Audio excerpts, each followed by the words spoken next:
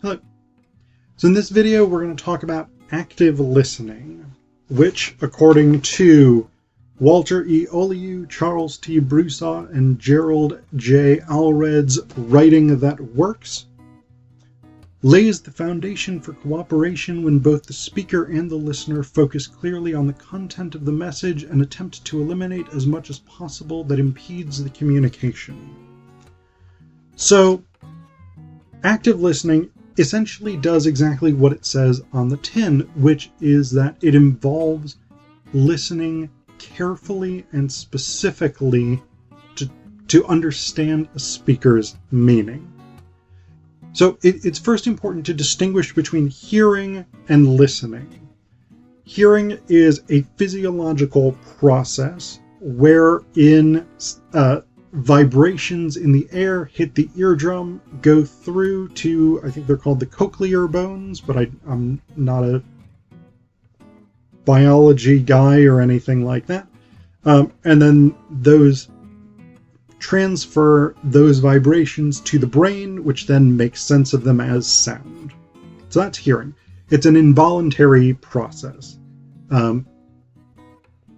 The apartment next to mine, there's been a beeping going on for like 2 days. I hear that, but I'm not really listening to it, because listening is an active cognitive process wherein you try and understand the meaning of a particular sound or set of sounds. So this is the big difference. An active listening involves specific techniques that you can use in order to most fully grasp the meaning of what a speaker is saying. So there's basically 3 components to active listening. There's comprehension, there's retention, and then there's response. So we'll go through these one at a time. So comprehension is the specific decision that you as a listener make to try and understand what a speaker is saying as effectively as possible. So, comprehension involves not just what is the literal meaning of the words that are being said, but it also involves thinking about the context, thinking about the purpose, thinking about nonverbal and paraverbal cues, etc., in order to understand a complex meaning.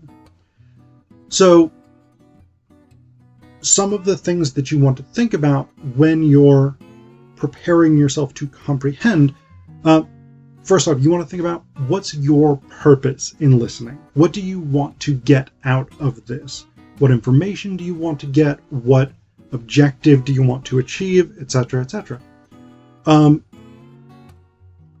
You want to think about how you're going to prevent yourself from falling into some of the common pitfalls of listening.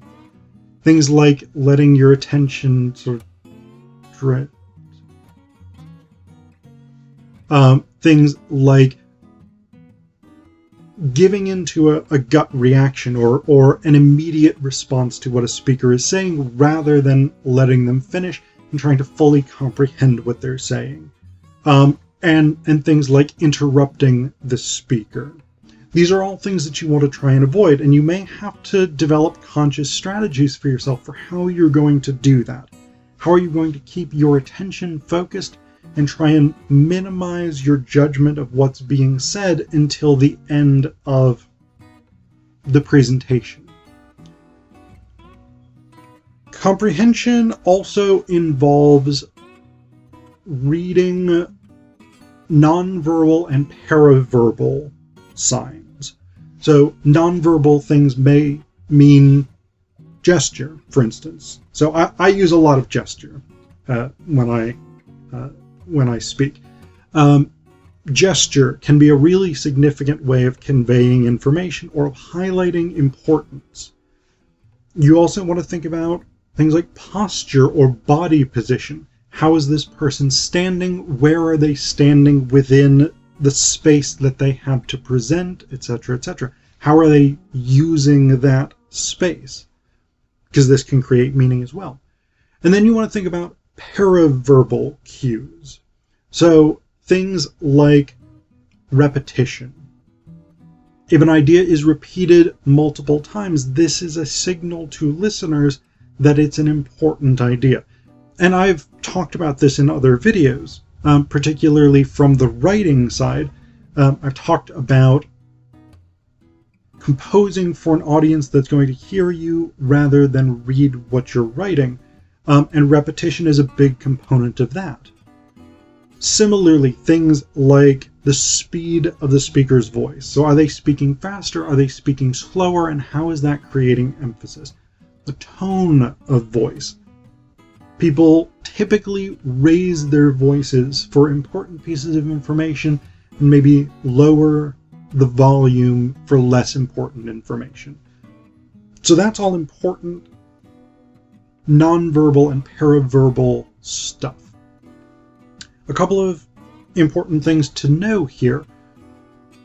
A couple of important problems with paraverbal and nonverbal communication. One is that some people will have difficulty picking up on non or paraverbal communication, particularly people with something like autism. So one of the very common symptoms of autism is difficulty reading social cues or interpersonal cues. And so someone who's autistic may have a much harder time following nonverbal and paraverbal cues in a presentation because the way that their brain is wired makes it harder for them to understand these social norms.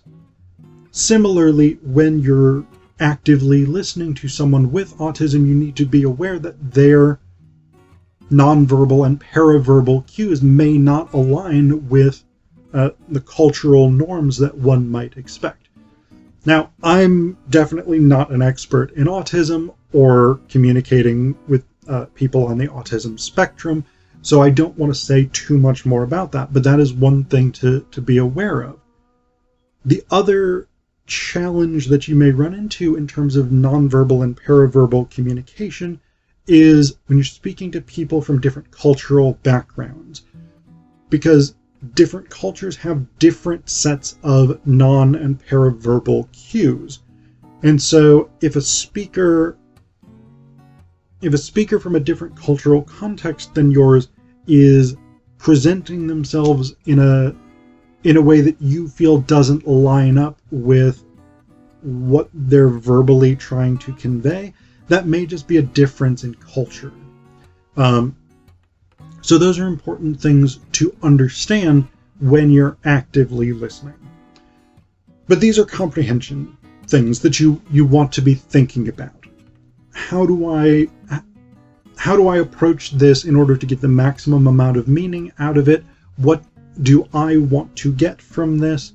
And then what verbal, nonverbal, and paraverbal cues do I need to pick up on? Second is retention. So there are different ways that humans attempt to remember things. Some of them work better, others of them do not work as well. Cramming for an exam the night before, for instance, is a terrible way to actually remember information. So there you go. But there are things that we can do as listeners that are going to help us retain information. So one thing that you want to do is, again, try and read the presentation critically. So focus for yourself on what's getting emphasized. What is this speaker spending a lot of time on? What are they repeating over and over, etc., etc. Focusing on those central pieces of information are going to help you retain a lot more.